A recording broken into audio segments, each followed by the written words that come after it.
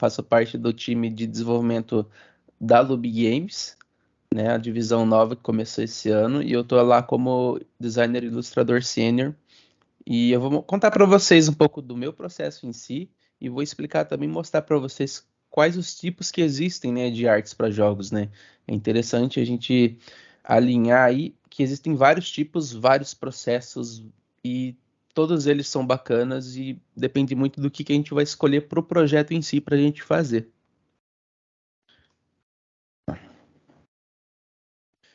E nesse contexto, né, de artes, contexto visual para jogos, a gente tem basicamente os dois caminhos que a gente segue. A gente pode ir para a área do 2D, que vai englobar as ilustrações, ou para a área do 3D, né? Isso depende muito, se você vai escolher um 2D ou 3D, depende muito do contexto do projeto, qual que é o propósito dele, né? Qual que é a capacidade técnica, a equipe ela consegue desenvolver um projeto 2D, ela consegue desenvolver um projeto 3D, quais são os custos, né? Cada um tem seus custos diferentes.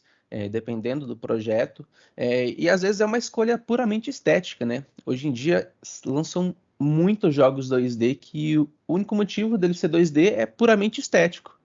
E alguns jogos 3D também eles são muito mais baratos de se fazer, porque por mais que não pareça, uma arte 3D ela é mais barata de se fazer do que uma arte 2D.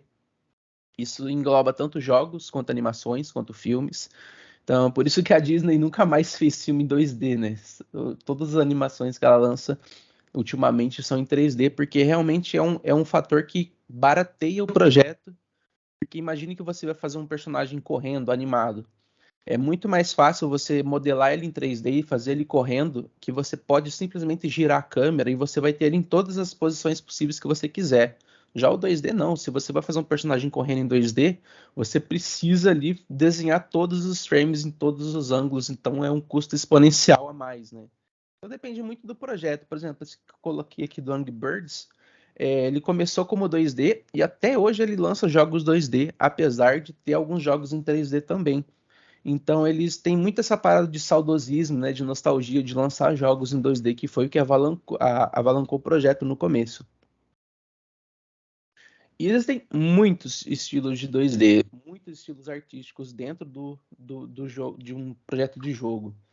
E dentro dessa arte de jogos, nós temos o 2D e o 3D, e dentro de cada um nós temos estilos de artes diferentes, e dentro desses estilos nós temos subestilos diferentes. Então, uma arte 2D ela pode ter várias ramificações, 3D pode ter várias ramificações, elas podem até se cruzar, fazer uma coisa mista ali, fazer uma arte 3D com elementos 2D e vice-versa. Um exemplo muito bacana que a gente gosta de dar às vezes é o jogo do Donkey Kong lá do Super Nintendo. Ele foi um dos primeiros projetos que utilizou o conceito de 2.5D. Ele tinha ali os elementos em 3D, só que a visão do jogo era 2D. Então foi meio que uma mistura dos dois. Isso é bem bacana. Eu acho que uma das artes e jogos mais conhecidas assim é a pixel art. É um estilo artístico muito comum, tanto em jogos antigos, né? Até porque eles não tinham outra opção, quanto jogos atuais. Muitos jogos, muitos projetos de hoje em dia escolhem fazer a pixel art porque é um estilo muito vintage, assim. É muito bacana você fazer um projeto em pixel art. Cria um sentimento bacana, cria ali uma... Como é que eu posso dizer? Deixa o projeto com uma cara bem específica, bem diferente. Então eu coloquei aqui dois exemplos, um jogo antigo, que é o Pitfall do Atari, e esse aqui mais atual, se eu não me engano ele é de 2019, o Case and the Wild Masks, alguma coisa assim, não sei se é exatamente esse nome desse jogo, mas ele é um jogo muito bonito e usa pixel art completamente. Então, a pixel art ela pode ser tanto mais minimalista quanto mais complexa. E como é que é feita essa pixel art, né? Como o próprio nome diz, é evidenciando os pixels na tela, né? Então, uma pixel art, você vai ver nitidamente ali os quadradinhos que são os pixels. Por exemplo, aí você pode se perguntar, beleza, mas eu tô vendo ali, eu tô jogando pixel art na minha tela 4K e tô vendo os quadradinhos, né? Mas a pixel art, dependendo do nível dela, ela é uma reprodução do pixel em tamanho grande, por exemplo. Um exemplo aqui é o Sprite Sheet do Mario, um dos primeiros jogos do Mario ali, que é feito em pixel art e vocês podem ver nitidamente as divisões dos quadradinhos, né? Então é muito bacana, porque é feito um por um. A pixel art é um estilo extremamente trabalhoso de se fazer. Não tem, assim, atalho, não tem técnicas que vão facilitar a sua vida se você escolher fazer pixel art, porque realmente é um caminho bem trabalhoso fazer pixel art. E existem infinitos estilos de pixel art, que nem eu falei, existe o estilo e os subestilos diferentes, né? A gente pode ter uma pixel art mais minimalista, monocromática, com uma ou duas cores só. A gente pode ter as pixel arts mais complexas, com várias cores, várias camadas, efeitos de profundidade. E tem um exemplozinho bacana ali, que é o mesmo personagem em diferentes estilos de pixel art, e o nível de complexidade, o tamanho dos pixels vai depender muito também. Antes dependia da tecnologia disponível, que era apenas 8 bits, depois mudou para 16, depois para 32, aí foi aumentando essa capacidade técnica, essa capacidade do hardware, né? E fomos tendo opções mais bacanas. Aí nós entramos em um outro estilo de arte, que são as ilustrações 2D. É um pouco diferente de pixel art. Essas artes, esse estilo artístico, eles têm um processo um pouco mais gradual de ser feito. Ele não é só colocando os pixels e já está pronta a arte. Ele passa por um processo, é bem legal.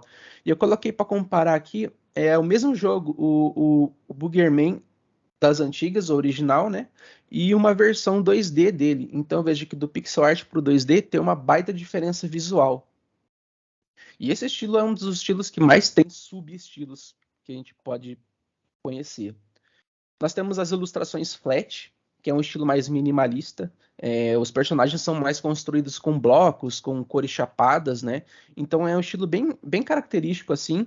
Existem milhares de joguinhos que seguem esse estilo, e é muito bacana porque é um estilo mais fácil de fazer, ele é bem estilizado, ele é bem cartunesco. Então é um estilo bem bacana para quem está começando a fazer artes para jogos, começar pelo minimalista, pela arte flat, porque com apenas alguns elementos geométricos você consegue montar um personagem. Se você analisar essas imagens, o personagem é um quadrado com cantos arredondados e dois olhinhos. E tem outros ali um pouco mais complexos, mas ainda assim são formas geométricas agrupadas basicamente, com cores chapadas, etc. E as ilustrações cartoon vetorizadas, que eu gosto de chamar, né? Aí eu vou explicar por que que chama dessa forma. Aqui os desenhos, eles são bem mais complexos. Eles parecem mais os desenhos animados da TV mesmo. Eles têm um contorno, eles têm luz e sombra, eles têm mais detalhes. E é um dos estilos mais usados para jogos também, né? Aqui esse confeiteiro do lado é um dos projetos da Lube que eu ilustrei. Ele carrega esse estilo de ilustrações cartoon vetorizada.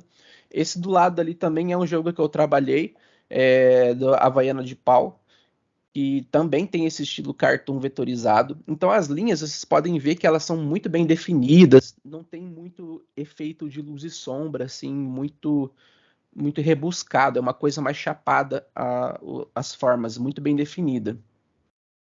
E nós temos também o estilo de pintura digital. Diferente da ilustração vetorizada, a pintura digital, ela meio que parece 3D, mas não é. É meio que pintar um quadro, só que digitalmente. Aí você vai ter elementos com iluminação, com profundidade, com luz e sombra ali que vão dar volume para as formas. E é um estilo muito bonito visualmente, e ele é muito usado tanto para jogos quanto para essas telas de loading que fica esperando o jogo carregar, wallpapers. Então é um estilo muito bacana também para jogos. E temos os estilos mistos, né? Nesse quesito de arte para jogos, a gente não tem muita regra, né? É mais a gente definir o que o projeto precisa. Ah, beleza, eu estou fazendo um projeto tal. O que eu quero transmitir visualmente com ele? Qual é a mensagem que eu quero passar com ele? Então, tendo isso em mente, eu vou escolher quais as ferramentas eu vou usar e quais estilos eu vou combinar para criar o meu estilo ali para o meu projeto.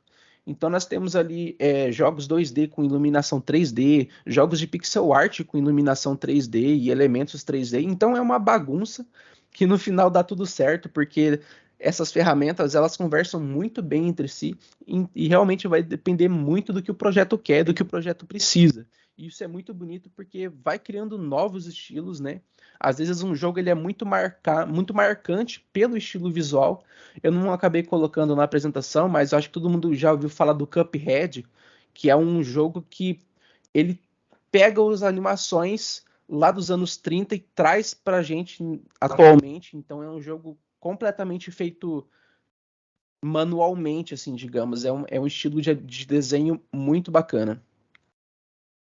E aqui na Lube Games, como eu mencionei, nós estamos especializados em fazer essas ilustrações, tanto as vetorizadas, que são esses cartoons mais com umas linhas mais definidas e tal, quanto as ilustrações flat, né? Nós temos toda essa gama de trabalho de ilustração para esse tipo de jogo. E beleza, sabendo aqui quais são os principais, né, tipos de ilustrações que nós temos para jogos, tipos de estilos, claro que eu não cheguei nem perto de falar todos que existem, porque tem vários subestilos e a gente entraria por horas aqui falando de estilo artístico. Mas como que é feito uma ilustração para um jogo, né? Então vamos falar um pouquinho do processo, né, de como que é feito do zero até o que a gente vê na tela depois no final. As ferramentas que eu uso hoje em dia, aí eu vou falar um pouco do meu processo em si, né? A parte física e a parte de hardware, eu uso lápis borracha. Eu acho que quando a gente está começando a trabalhar com ilustração e essa parte, é indispensável você ter a parte física, a parte em que você pega no lápis e desenha num sketchbook. E isso é muito bacana porque isso vai fazer parte do seu dia a dia, né? Quem trabalha com isso não tem um dia em que você não pegue e não rabisque alguma coisa. Então é meio que uma cultura iminente, assim, que você não tem como fugir. Você vai estar ali sempre desenhando alguma coisa. Eu tenho vários sketchbooks aqui cheios de rabisco, que vão para projetos reais ou não vão. Então é uma coisa bem livre, assim. Então, os lápis, borrachas, marcadores, que são canetas coloridas. Aí na parte mais de ferramentas eletrônicas, eu uso o computador, obviamente. Eu tenho a mesa digitalizadora, que é uma tela onde você desenha na tela. Então você meio que consegue desenhar como se fosse no papel, só que numa tela de computador. Isso facilita muito a vida. E tem meus sketchbooks, que são os livrinhos aqui onde eu faço todos os meus rabiscos, né? De desenhos antes de passar para o computador, às vezes. Eu poderia fazer tudo na mesa digitalizadora, mas eu gosto de variar um pouco às vezes, né? Às vezes é gostoso você pegar um lápis e sentir ele desenhando no papel. É coisa doida de artista. E para software, eu uso os programas da Affinity. Então, para fazer pinturas, esboços, montagens, eu uso o Affinity Photo. Ele é a mesma coisa que o Photoshop. Eu uso o Affinity Designer para fazer a vetorização e a finalização dos arquivos, e ele é equivalente ao Illustrator. Então, o software em si, não importa qual você use, porque todos eles vão ter as mesmas ferramentas e você vai usar o mesmo processo para fazer qualquer coisa independente do software. Então, todos os softwares de bitmap, que é o Affinity Photo, Photoshop, o Inkscape, sei lá, o GIMP, todos eles vão ter uma ferramenta borracha, vão ter uma ferramenta lápis, vão ter uma ferramenta para você fazer recorte, deformação. E da mesma forma que todos os softwares vetoriais vão ter uma ferramenta caneta, uma ferramenta caminho para você fazer os vetores. Então, independente do software, todos eles funcionam da mesma forma. E só para frisar aqui uma diferença entre o vetor e bitmap, né, que eu falei sobre cartoon vetorizado e o que isso significa, né? O cartoon vetorizado ele tem a definição das linhas, né? A gente vê as linhas muito aparentes nesse estilo. E isso se dá porque nós construímos elas de uma forma muito precisa. A vetorização, ela é feita ponto a ponto. Então você clica o primeiro ponto, clica o segundo, aí entre esses dois pontos você pode fazer uma curva. E com isso você vai construindo o desenho. Então aqui nessa primeira parte do desenho aqui, vocês estão vendo ele finalizado pequenininho ali, e do lado essa versão preta e branca só com as linhas que representam os vetores. Então são esses caminhos que são curvas matemáticas, eles não são nem imagem, né? O software que traduz essas curvas matemáticas, essas equações matemáticas para a gente poder enxergar. Mas, na verdade, dentro do software ali, esse formato vetorial é tudo número, né? E isso possibilita a gente pegar essa arte e escalar ela para o tamanho que a gente quiser. Então, olha só, dei um zoom lá no gergelim da cabeça desse hambúrguer e ele está completamente definido. E se eu quiser fazer um banner disso de 50 metros de altura, vai ficar com a definição perfeita, porque o vetor ele não tem limite de tamanho. E o bitmap, por outro lado, ele é composto por pixels. Então eu posso pegar um vetor, transformar em bitmap, que é o que acontece quando a gente pega a arte e transporta para o jogo. né? Quando a gente está jogando, o que a gente está vendo na tela não são vetores, já são as artes transformadas em bitmap, né? Porque tem os pixels e tal. Então, quando eu aumento um bitmap, eu consigo ver os pixels ali. Então, pixel art, pintura digital, é muito difícil você fazer vetorizado. Você vai ter que usar bitmap. Então, eu sempre gosto, quando eu preciso usar esses estilos, eu gosto de fazer a arte num tamanho gigantesco já, porque caso eu precise diminuir, beleza, vai ficar com a definição perfeita. Mas caso eu precise aumentar essa arte, e quando a gente aumenta a bitmap, ele vai fazer o recálculo dos pixels e vai ficar borrado. Então, caso eu precise aumentar, é bacana que ela já esteja grande. Se for vetor, aí não tem problema. Eu posso aumentar e diminuir da forma que eu quiser. Então, todas as artes que eu faço, eu procuro fazer em vetor. Porque daí eu já vou ter em tamanho do que eu quiser para qualquer hora. Beleza, vamos pegar meio que um exemplo prático para a gente botar em prática como que é fazer, né, essa arte para jogo. O primeiro passo de tudo é ter o briefing em mãos, né? Essa é conhecer o projeto, o que ele precisa para ser feito, né? Qual que é a temática, qual que é o propósito dele, para eu entender o que eu preciso desenhar, né, o que precisa ser feito. Vai precisar de algum personagem, vai precisar de cenário, vai precisar de animação. Então eu preciso ter tudo isso em mente, né?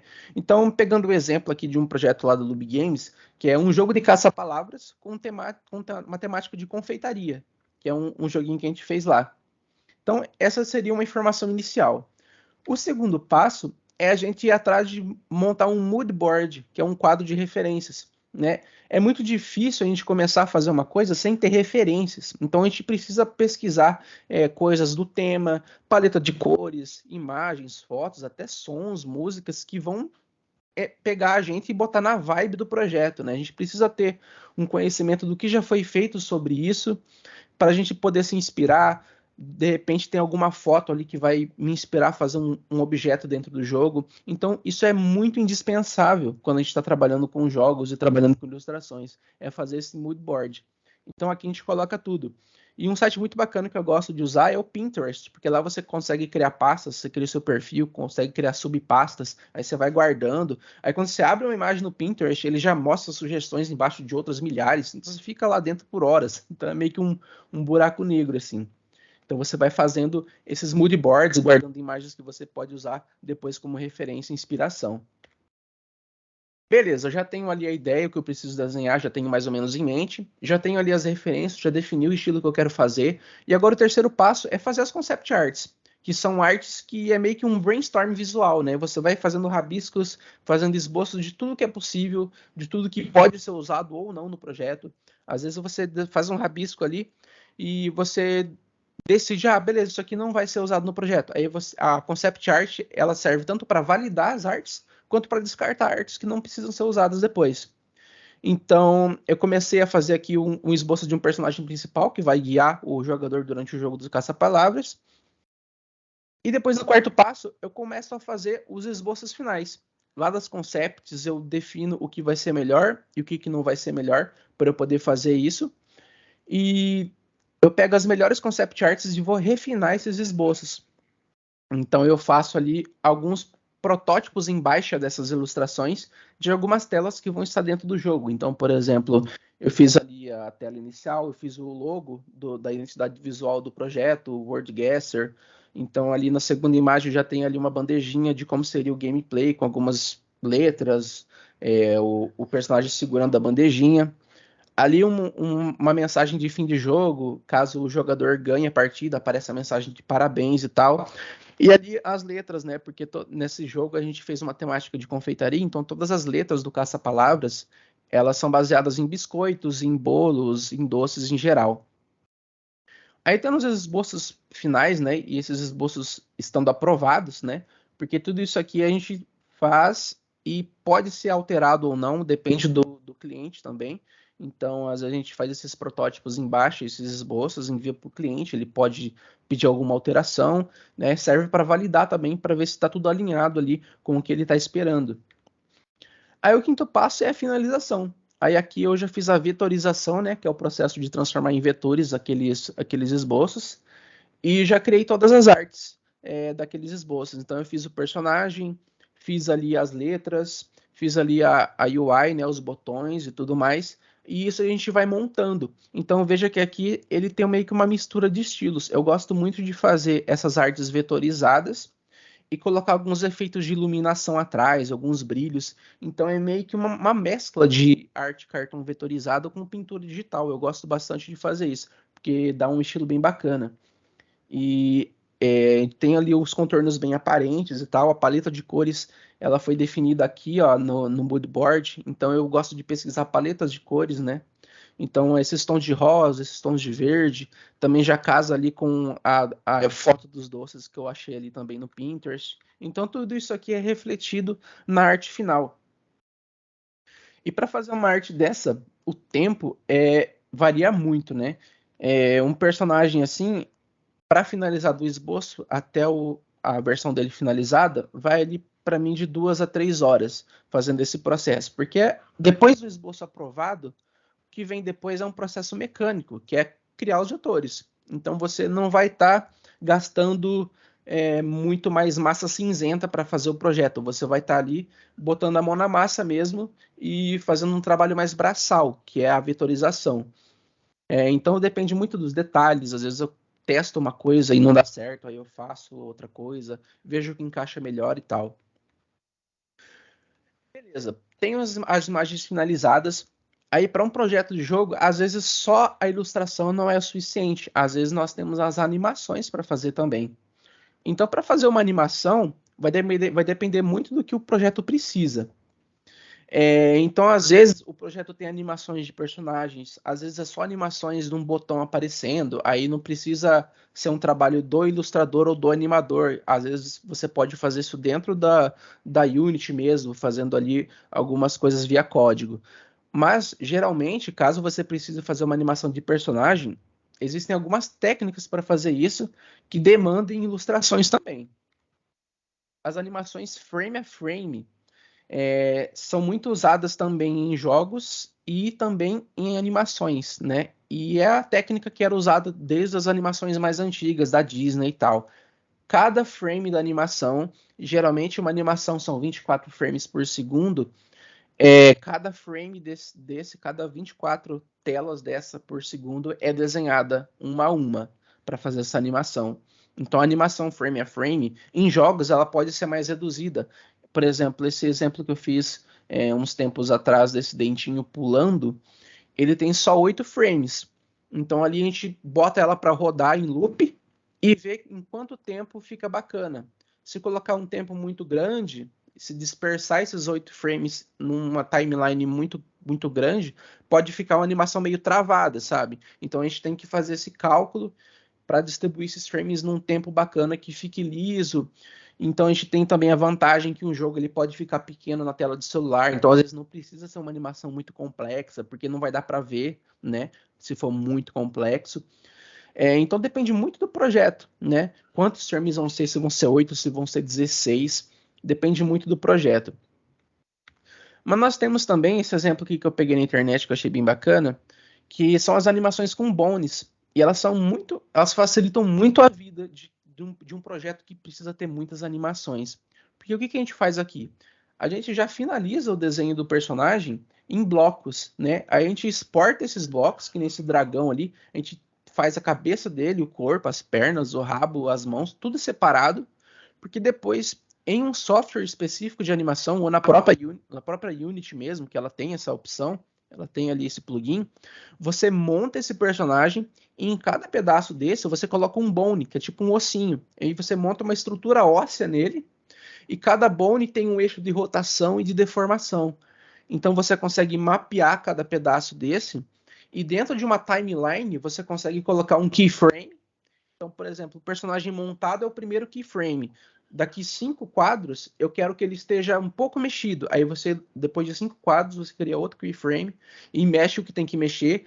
Aí ela faz essa animação do primeiro estágio até o 5º quadro. Ele faz essa animação do personagem mexendo da forma que você quis.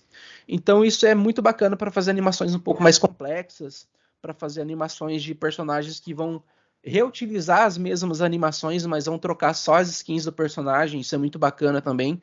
Digamos que tem esse gato aqui e tem 10 animações diferentes. Beleza, mas agora eu não quero mais um gato. Eu quero ter um cachorro como personagem do jogo. Eu faço os mesmos desenhos, as mesmas quantidades de pedaços e só substituo as imagens. Os bônus já vão estar lá. Então a animação vai ser reutilizada. Então isso é muito bacana para poupar tempo dependendo do projeto. E também existem outros locais onde a ilustração é muito necessária, né? A gente tem ali o jogo em si, né? Você faz ali os personagens, você faz a UI, você faz tudo que é possível ali dentro do jogo, mas externamente também é necessário algumas coisas ilustradas. Por exemplo, quando você vai upar um jogo numa loja, na Play Store, na App Store, é necessário que tenha ali prints do jogo, imagens promocionais. Então é bacana você também criar essas imagens promocionais, fazer uma coisa bem chamativa, né? Aí já entra um pouco de marketing junto. Você tem que fazer identidade visual do projeto, né? O jogo ele precisa ter um logo, ele precisa ter uma paleta de cores definida para você criar elementos que vão ser dispersados na internet. Então é muito bacana a gente criar também alguns elementos diferentes do projeto do jogo em si. Banners, imagens promocionais. Então é bem bacana também. O ícone do jogo também é ilustrado. E é basicamente isso. Então, basicamente, para criar uma ilustração, primeiro de tudo é conhecer o projeto, saber qual estilo você quer usar para esse projeto. Definindo o estilo, você vai definir o seu processo. E o processo que eu mostrei aqui é o processo que eu gosto de usar. Então, existem inúmeros processos para você fazer uma ilustração, né? E esse processo ele pode ser adaptado para o que você mais gosta, né? Como você se sente confortável. Às vezes você não gosta de fazer muitos concepts. Às vezes você já gosta de fazer um esboço só e já finalizar. Show de bola. Se funcionar no final, aí é de cada um testar o que mais gosta, né? E a questão de estilo artístico também é muito importante. Às vezes, quando a gente olha para uma arte, a gente meio que já sabe quem fez essa arte, né? Isso é muito comum em pintores, em artistas consagrados, né? A gente olha para um desenho e já sabe quem fez só pelo estilo artístico, só por um detalhe, só pela paleta de cores.